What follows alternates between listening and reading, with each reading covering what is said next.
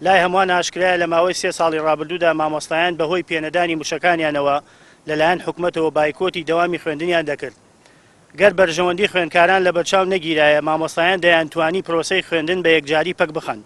لە ئێستاشدا دوای بەڵێنی حکوومەت بە مامۆستایان کە ئیدی موچەکانیان دوا ناکەوێت بڕیار بوو هەموو مانگێک پێمان بدرێت. حکوومەت وەک هەمیشە بە بەڵێنەکانی وەپابەند نەبوو و لیستی موچەی مامۆستایان لە لیستی موچەخۆراندا نییە. هەر بۆیە ڕای دەگەێنین. یەکەم، لە کاتێکدا چاوەڕوان بوون بە یەکجاری پاشەکەوتی موچەکانمان لا ببرێت، بەڵام حکوومەت یاری بە هەست و بژێویمانەوە دەکات. دوو، هەردوو خستنیکی موچەکانمان ڕەت دەکەینەوە و بژێوی ژیانی ماڵ و منداڵەمان ناکەینە قوربانی سیاسەتە چەوتەکانی ئەم حکوومەتە.